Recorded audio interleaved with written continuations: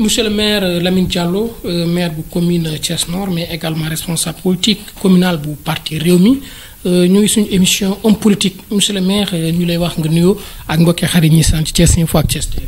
ñu waaw sëñ Sarr maa ngi nuyu mun naa wax ni Thiessois yi mais au-delà même de Thiès tout le Sénégal la diaspora du leen nuyu bu baax du aussi rafetlu bu baax aussi seen liggéey. alors monsieur le maire lan ngay njëkkee rek ci wàllu situation politique ñu ngi wax ni fu mu ne nii li nga xamante ne rek mooy nguur gi di nguuru Macky Sall dafa mel ni day waaj a jeex ñu ngi naan Idrissa Seck tey dafa mel ni moom moo xew maanaam mooy def li ñuy wax buzz yeneen pegg yi mu nekk ay sànnande ci biir monsieur le maire yéen en tant que responsable di kàngamu parti Rewmi lan ngeen di àddu situation bi ni mel. voilà merci beaucoup donc du rafetlu bu baax laaj bëgg ma laaj dafa naa ni damay bëgg rek. si temps bi nga xam ne tey dinaa ko jël ñu mun a wax politique te wax bu ñaaw di jib xarabante di jib mais lépp rek ñu teg ko ci xam-xam ak teggin ñoo bokk Sénégal leader politique yëpp yu nekk biir Sénégal par rapport ak l'avenir du Sénégal mun naa ni ce sont des insignifiances Sénégal moo ñu ñor wax yu ñaaw yu ñuy dégg yii yëpp amul njëriñ. te dañuy wax boroom xam-xam yi dañuy wax nit ki nga xam ne day wax ci nit dafa doyadi nit dafa war a wax ci ay idée donc tey foofu laa bëgg a teg débat bi Thiès d'abord lu fi xew parce que fan yëpp gis nañu ay sorties te le maire Talla Sylla jiite ko contre notre leader le frère Idrissa Seck mais comme lu ma ci wax du ma ci sori côté am parce que man dama mës a jàpp que ni Talla Sylla comme luy wolof di wax rek la màgget kenn du ko yafal da ngay sanal sa bopp mboob loo ko roose mënul naat musuma ko gëm te duma ko mus a gëm Idrissa nag moo amoon une vision partagée de l'action politique ñu gañe mu teg ko mais dañ koy inviter qu'il soit plus responsable même bu fekkee c'est un mercenaire politique na def quand même un combat d'idées pas un combat crypto personnel amul njëriñ te dama koy wax ni chaque attaque venant de Talla Sylla à l'endroit de Idrissa loolu du def lu dul augmenter son capital de sympathie dans la ville de Thiès. Maintenant pour revenir proprement parler au pouvoir de Macky Sall damay wax fii te lu may wax ci xam-xam laa koy teg mooy que le président Macky Sall va perdre le pouvoir en 2019 oui xam nga nguur bu nekk ñetti étape la am mooy son avènement son apogée ak son déclin Macky Sall falam bu ñu ko seetloo dafa ànd ak ñaar yi maanaam falam ak digg ndëndëm dafa ànd maanaam ba muy falu rek dafa am 65%. mais xam nga boo yoree nguur dafa am doole yorul woon nguur am 65%. mais boo yoree nguur dafa am doole parce que si saa si rek mën nga fal lu mat fanweeri junni nit 30 000 emplois civils et militaires si décret sa big nga yore di signé am nga budget wu Sénégal bi nga xam ni ñetti junni milliards la ak lu topp mais boo xoolee nguuram 2016 rek dafa nekk dans une tendance dégringolante mu am 54% lors du référendum avec un taux de participation très faible ba ñu jógee référendum ñu dem législatif mu am 49%. Donc le régime de Macky Sall est dans une tendance baissière, dans une tendance dégringolante. Loolu mbirum yàlla la c'est-à-dire nguur yàlla bu loo koy jox kenn mënu koo téye mais bu koy nangu kenn mënu koo téye donc lépp lu ñuy mënta jéem mooy que le pouvoir de Macky Sall est dans une tendance dégringolante te loolu kenn mënu koo téye et loolu lu ko waral mooy engagement yu mu jëloon maanaam parce que dafa am des affections des Sénégalais à l'endroit du président engagement yu mu jëloon parce que ba muy wut nguur gi dafa yeewoon ay yaakaar parce que dañoo xooloon Afrique ñi fi doon président yépp dañ doon katamu ci nguur da ngay jeexal say mandat nga ne damay forcer wala nga nekk ci nguur lu yàgg. Macky Sall ne je suis né après les indépendances su ma ñëwee sur la base de 7 ans lañ may fal mais juróomi at lay teg parce que liggéey réew mi moo def loolu yaakaar la indi ñu xool ni c'est un nouveau homme loolu wax ko fépp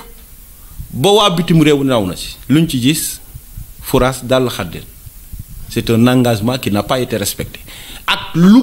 mu mën a expliquer mooy gor ci wax ba parce que Macky Sall kenn du wax ni c'est pas un homme d'État il était directeur ministre de l'intérieur premier ministre président de l'Assemblée buy wax xam na lu muy wax mu ne France daal xarit mu ni leen yàq bi daa bëri une gouvernance sobre Ablaye Wade yàq la fi def nekke woon dinañu sakkanal alalu askan gi 39-40 ministres Ablaye Wade yi daa bëri man suñ ma falee ñaar fukk ministre ak juróom laa yem tey Macky Sall président Macky Sall mi ngi ci ñeent fukk ministre ak benn am fanweeri ministre ak juróom-ñeent yu nga xam ni ay ministre conseiller lañu loolu du 80 ne woon Sénat bi yàq alal la tey Sénat ba jëlee na ko fa mu indi conseil économique social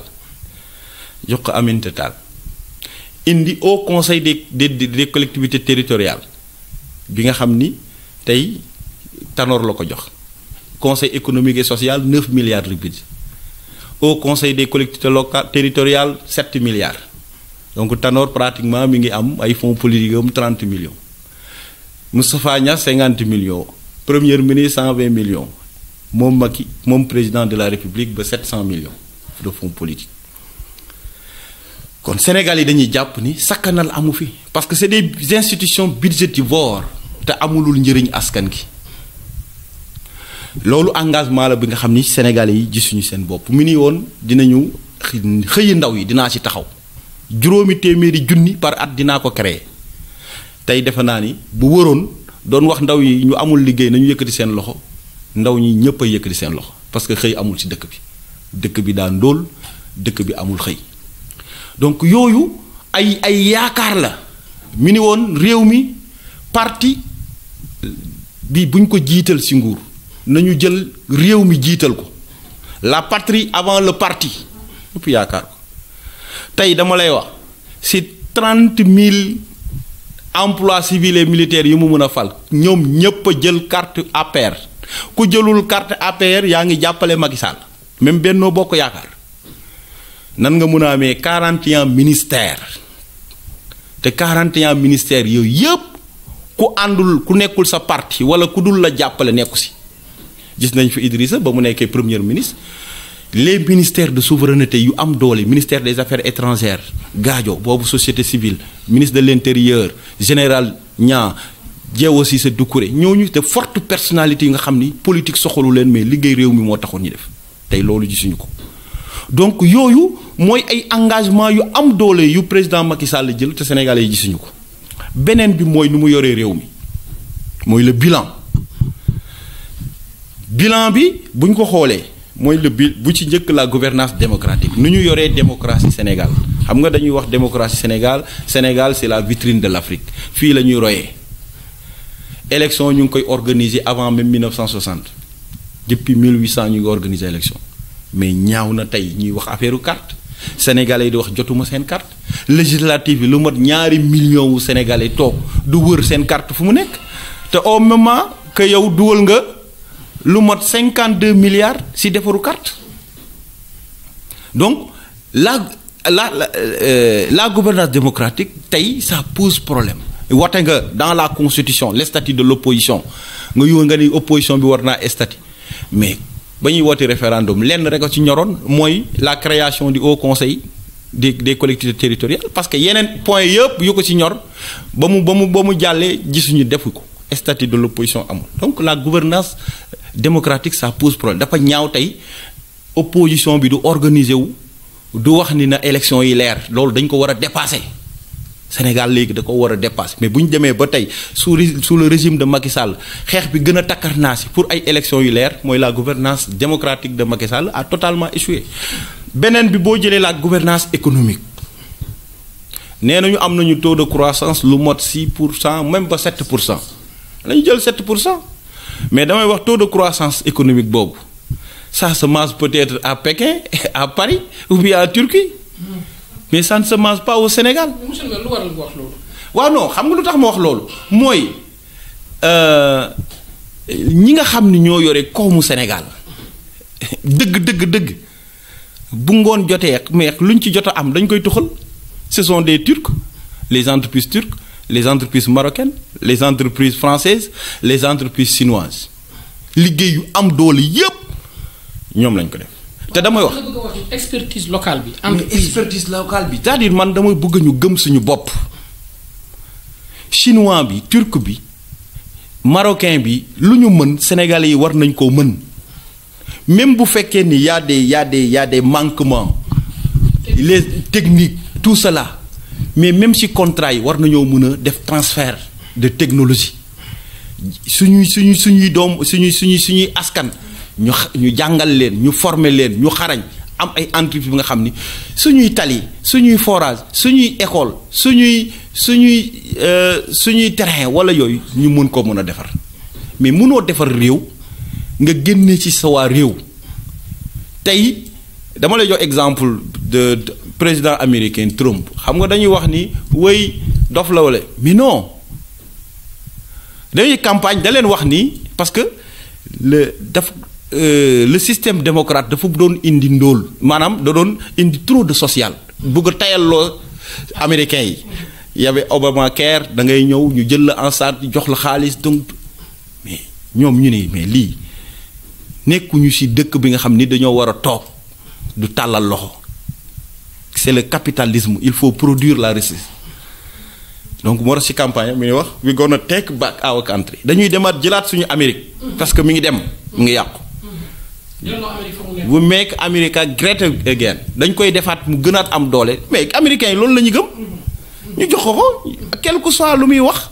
parce que loolu la ñu gëm dañoo gëm seen bopp sénégalais yi war nañoo mën a gëm seen bopp suñuy tali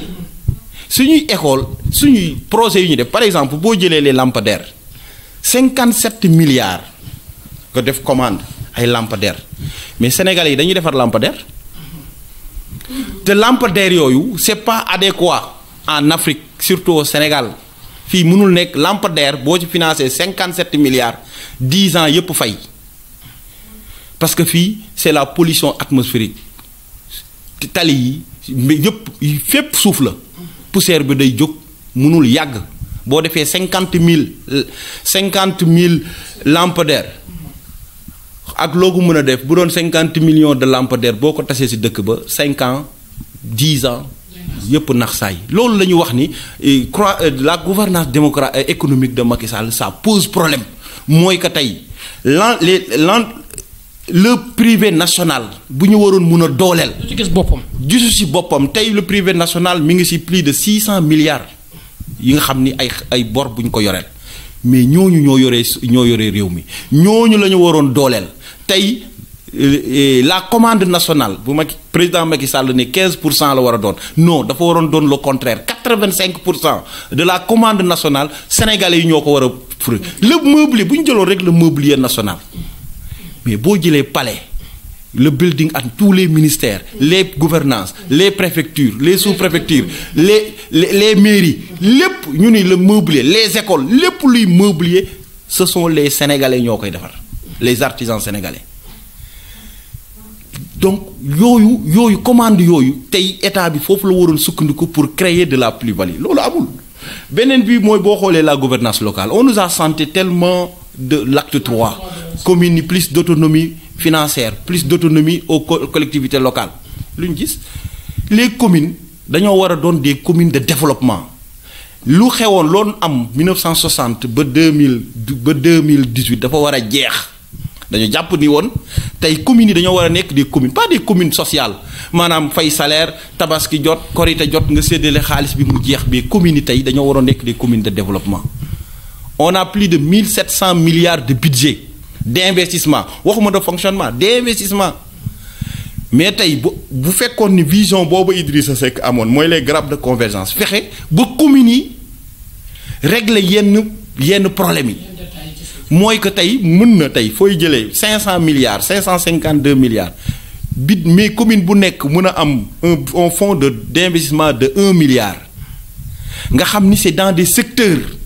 sociaux nga koy dugal maanaam ñu ni juróom yii ci communes yi war nañ koo régler un système d'éclairage moderne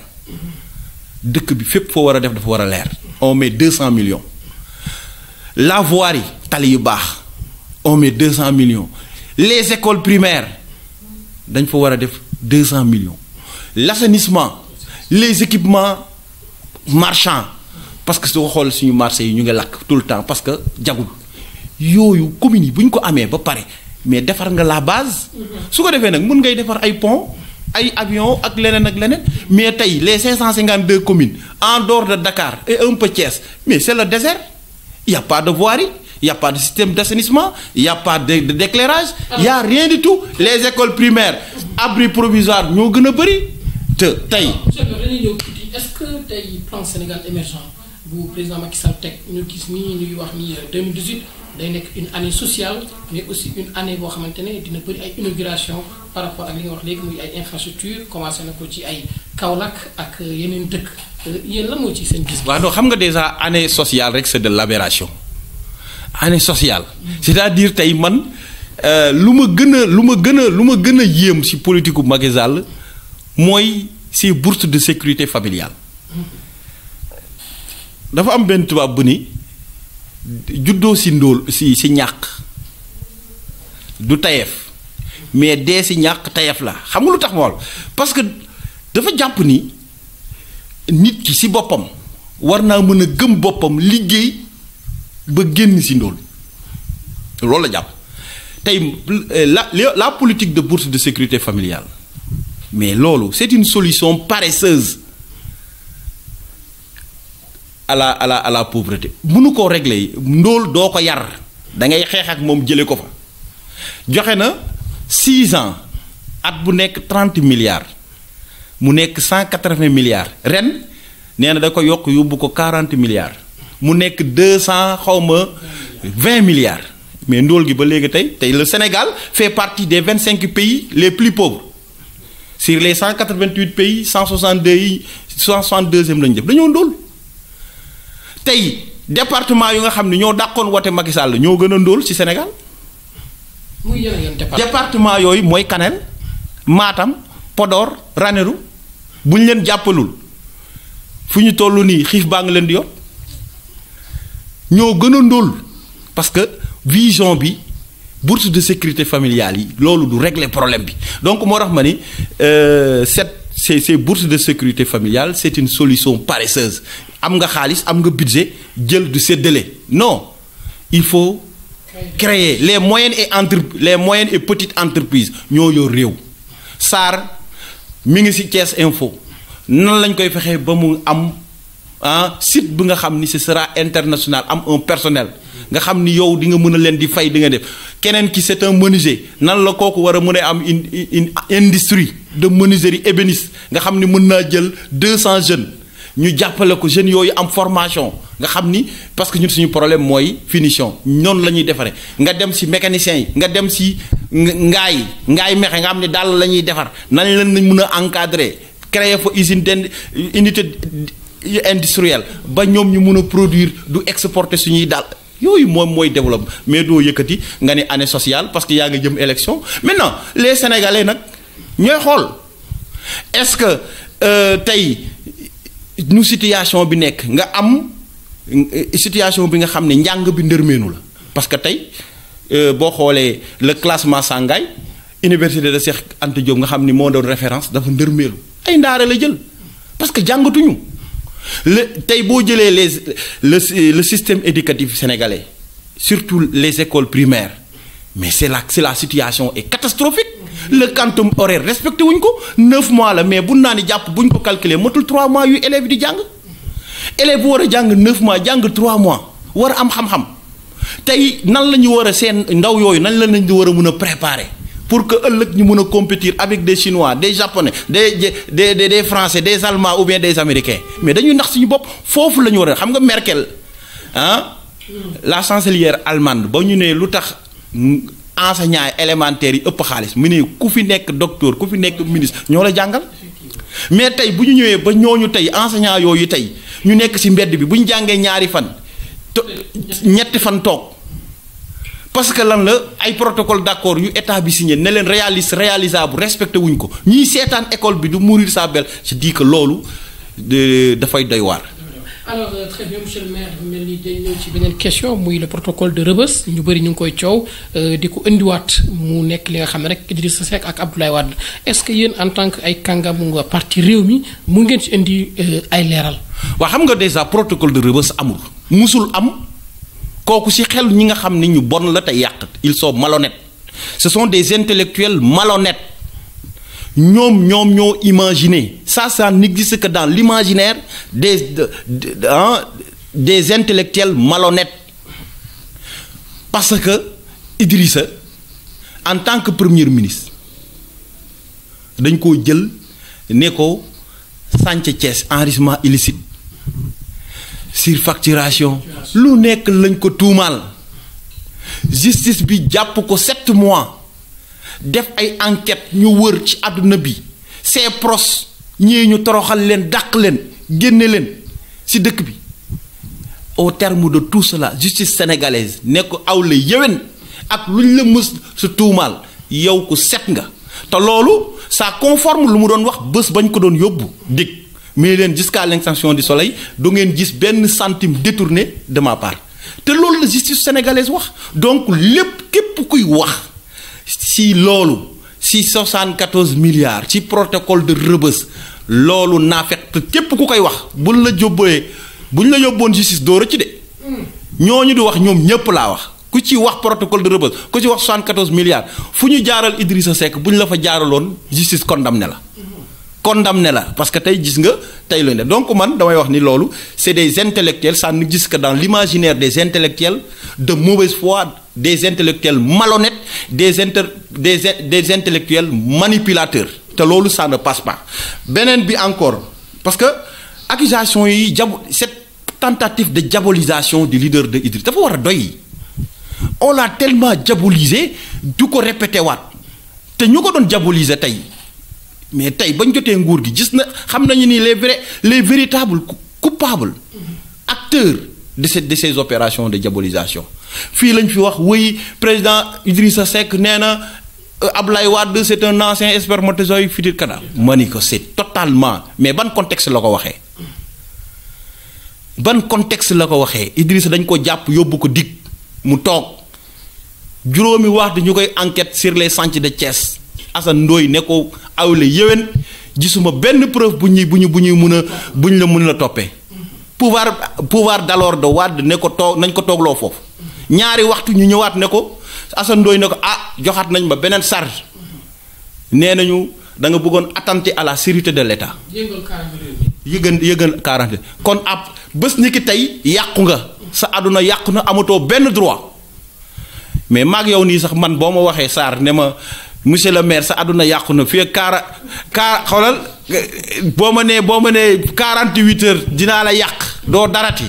mais ma ne la boo dee yàlla tawali doj loolu la Idrissa wax ba ko Assane Ndoye nee yow doo dara fuñ tollu yàqu nga mi ni ko waxuma yow mi nga xam ne yaa may enquête waxuma ñaari ministre yu lay sant mais président bu leen di sant sax amul doole bu mën a yàqal ma lépp lu ma mën a yàqal ci suñu borom lay jóge et que nee ko loolu ñàkk kartan boobu mi ngi jóge du fait que doomu aadama bu nekk c'est un ancien spermatozoïde futur cadavre yàllaa ko wax si manuwu laa leen di bindee si néew ngeen di doon képp ku am doole bés a ngi ñëw doo doon dara dañ lay yëkkati du la teg loolu Alxuraan a ko wax donc kon bu ñu jéem a dindi contexte Idrissa ñàkk kedd na enrichissement yi ñuy wax ak yooyu yëpp c'est des faux problèmes ay lui et moi ak yooyu c'est ma ne la yooyu yooyu accusation yu ñu koy waxal yooyu amul problème bi mooy gis nañu ko parce que am na lu nga xam ni tey moom moo leen tiital mooy nit ku am diine la nit ku xam fu muy jëm la te Sénégal a ko ñor parce que Sénégal bu ko ñorul woon xëy na coono yu mu daj yëpp du ko jot parce que jamonoy Ablaye Wade en 1998 jëm 99 PDS amatul woon kenn. Aminata Tall ci jigéen ñi ñëpp a desoon moom genn fa nekkoon organiser la victoire du PDS te jamono boobu Abdou Diouf mënoon naa dem ci Abdou Diouf mu ànd ak Ablaye Wade daj ci lu nekk jël alalam yëpp def ko donc kon wax yi tey lu doon démb mooy dellu si rek mais damay wax ni nañu dal amoon nañu occasion pour téye seen nguur tey apposé de Macky Sall 2018 la waroon nekk maanaam gagné woon na 65% léegi mi ngi ci 70% parce que liggéey na bu lu nga xam ne doy na Sénégal engagement yu mu jëlaloon askan gi yépp respecté na ko ba Sénégal yépp kontaan nañ ci moom mais c'est dommage pour lui moo liggéey lu nga xam ni ça va précipiter la suite du régime APR. alors monsieur le maire ñu bëri ñu ngi lor ni fauteuil mairie Nord am na ñu bëri ñu jóg naan dina bëgg a nekk maire Nord dégg na aussi ñuy wax ci wàllu ay xërëm Idrissa daal di gën wax ci waaw non xam nga nag man waa ji ba mu ko seetaanee sax dama ni yow moom da ngaa dëgër fit yow moomu du ko interviewé te mu yore ay xërëmam yu mu sulli demoon jëli ay lawbeem am lu mu leen defal ba ñu mën a dagg garab ba mu sulli donc yow moomu dama lay wax ne yow ko am fit nga waaye man dama ci tontu xam nga nag loolu waxu caaxaan la xam nga franchement man nee naa Ousmane du ma ko tontu franchement Ousmane c'est Ousmane donc macha allah donc lu ma waxoon mu wax rek mooy que na ko waa këram yi gën ko seet bu baax a baax loolu laa mus a wax donc bu dee Thiès Nord ñun nous sommes nekkul fixation si ñun cette mairie là. tey dañoo am mission accompagner le président Idriss Seck si accompagnement bi ñu am ay institutions yu nga xam ni réew mi moo ko gagné et d'une manière majoritairement conseil porté sama choix ñuy góorgóorlu mais lu ma mën a wax mooy tey le bilan bi nga xam ni commune Thiès Nord def na ko malgré un budget modique. Nous avons une capacité d'investissement de 50 millions. Marché d'investissement, si vous avez 50 millions, nous ne pouvons pas faire. Si vous avez les yep, nous ne pouvons pas faire. Mais si vous avez chaque village, chaque quartier, si vous avez le maire Thiès Nord, vous avez le Kër Modou Ndiaye. L'école, depuis 1900 nangam avant même 2000 école baa nga fa amul mur de clôture demal tëj nañ ko clôture nga dem quartier Diassab amul woon école tey am na école ñu def fa éclairage nga dem Kër Sayib quartier Kër Sayib on a mis une extension 8 poteaux câblé ko mu tàq boo ñëwee Poñen quartier Poñen amul woon poste de santé nous avons achevé le poste de santé defar ko le pont bu daanu woon ba nga xam ne di mënuñu si woon def ñu rénover ko nga ñëw kaw quartier kaw Sora l'infirmier chef de poste amul woon logement ñu defar ko logement nga dem Kër Issa poste de santé bi amul woon ñu def poste de santé cimetière bi clôturé wuñ ko woon ñu clôturé cimetière bi nga ñëw Petit Thialy école bi 8 classes élèves yi mënuñu woon jàng plancher yi yàqu ñu defar ko nga ñëw Ngent quartier Ngent le boulevard de 2 kilomètres tàqul woon nous avons mis l'éclairage def ci ay pots de fleurs nga ñëw Escale Nord autour du marché central. Il n'y avait rien, le boulevard Xavier Niang, il n'y avait rien du tout. On a fait 800 mètres d'espace vert, éclairage moderne. Donc, aujourd'hui, nous sommes après Grand Thialy. Pour la route de Morolan, là, nous avons fait des choses. Déjà, nous avons fait la route nationale, nous avons stabilisé la route, nous avons fait pavage. Kermam Elage, nous avons, devant la grande mosquée, nous avons fait pavage. Donc, amul quartier buñu dugg buñu ñëwé dañuy wax né li lañ fi def mais nak daanu matul fépp nak malgré nos moyens nos maigres moyens ñu ngi jëm maintenant nak bon langue politique bi nak li ñuy wax jakk baa ngi ni ku mën nodd na nodd dernier mot bi. waaw xanaa rek du sant ñëpp du leen gërëm bu baax du leen encourager gis nañu liggéey bu metti bu ngeen di def Thiès moom c'est une ville très bouillante en actualité mais aussi du la wax rek na nga moytu gars yu yore xërëm yi dégg nga parce que vous êtes jeune et soxla nañ la lool nag dégg nga